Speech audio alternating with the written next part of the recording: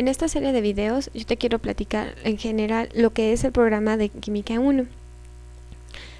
La serie de temas que vamos a revisar están acorde a la Dirección General de Bachilleratos de la SEP, así que espero que a ti como profesor te sirva para tomar algunas estrategias de enseñanza y a ti como alumno de repaso después de lo visto en el aula.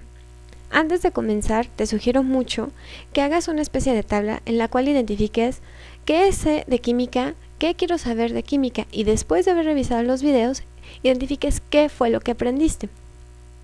Esto para poder tener una evidencia de tu evolución durante el transcurso de los videos. En el primer bloque revisaremos lo que es reconocer a la química como una herramienta para la vida. Tú a lo mejor ya estás familiarizado con la palabra química, con los científicos químicos, con las sustancias químicas, pero ¿qué es en sí la química? Bueno, en esta parte revisaremos cómo se llegó a establecer como una ciencia que estudia la materia, qué es la materia, qué es lo que nos rodea, cómo está conformado todo aquello que nos rodea. Para ello vamos a tener que revisar una serie de antecedentes en las cuales hay un científico, 2 científicos, 3 científicos y varios pseudocientíficos que proporcionan ideas de cómo está conformada la materia, para posteriormente comprender la interrelación de esta con la energía. Nosotros a lo mejor ya estamos familiarizados con el concepto de materia porque desde la secundaria nos dicen, ok, la materia es todo aquella que nos rodea y tiene un lugar en el espacio, pero bueno, ok, ¿esa cómo se va a presentar? Conocemos los estados de agregación de la materia como gas, líquido, sólido. Sin embargo, a lo mejor no estás tan familiarizado con el de plasma, ¿no? Que a lo mejor te acuerdas de una esfera de vidrio que tú pones la manita y salen algunos rayitos. Bueno, ¿qué va a ser eso y cómo va a estar relacionado? Vamos a ver que la materia se puede clasificar en sustancias simples o en mezclas. Las sustancias simples pueden ser elementos o compuestos y vamos a ver algunas de sus características. Además, algunas de sus propiedades intensivas y extensivas, como lo es la temperatura, la presión, la densidad. Y cómo estas varían si tienes más o menos masa, ¿no? De cada una de ellas. Después, ok, en la parte del bloque 1 vamos a revisar algunos de los personajes que dieron ideas y propusieron que a lo mejor la materia estaba conformada por una unidad que no se podía volver a dividir, a la cual llamaron átomo. Y en esta es precisamente donde vamos a revisar los modelos o cómo plasman su idea de los átomos, ¿no? Ellos empiezan a identificar sus propuestas y plasmarlas en algún esquema o en algún modelo. Precisamente a lo mejor tú también ya habías oído del famoso budín con pasas. Bueno, ¿cuál es ese modelo atómico? ¿Cómo está relacionado? A lo mejor también ya habías oído del modelo atómico de Bohr, en el cual tenemos una parte positiva y los electrones rodeándolos. Y a lo mejor que conoces mucho más es el parecido al de Jimmy Neutron, en el cual están los electrones girando pero en orbitales elípticas. Después de conocer un poquito de los elementos y cómo están acomodados sus partículas subatómicas, vamos a revisar o interpretar la tabla periódica. ¿Por qué? Porque a alguien se le ocurre empezar a organizar y poner en bloquecitos los átomos o los elementos dependiendo de sus características, si están chiquitos, si están grandes, o si tienen algunas particularidades, si son muy electronegativos o muy electropositivos.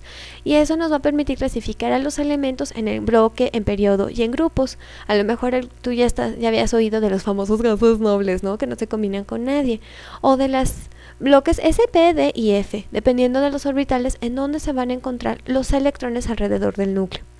Aquí vamos a conocer características de metales y no metales y cómo se clasifican estos elementos y cómo tienen las propiedades, cómo tienen sus electrones en la última capa, los famosos electrones de valencia, para después brincarnos a lo que es el enlace. Ya después de conocer a esos elementos, cómo se empiezan a juntar entre ellos, entre el enlace iónico, el enlace covalente, si se arrebatan los electrones o si se los comparten. También vamos a revisar algunas interrelaciones moleculares en las cuales no son propiamente uniones o que se pegan entre sí, sino que están cerca debido a sus características, y esto brinda propiedades a los compuestos que vamos a poderlos identificar, como lo es con el enlace de hidrógeno, ¿no? Además, después de conocer cómo se unen estos elementos, ahora vale la pena saber cómo vamos a nombrarlos, ¿no?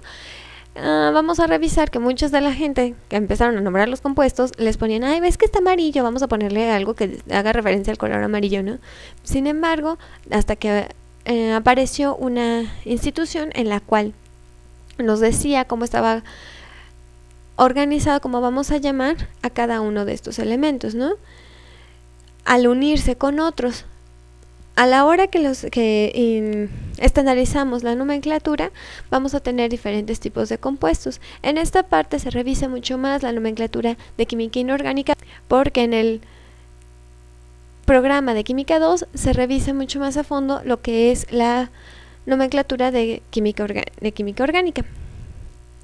Posteriormente viene lo mero bueno de la química, lo que es las reacciones químicas. Vamos a revisar cómo se clasifican, si son de descomposición o de síntesis, de sustitución simple o de sustitución doble, ¿no?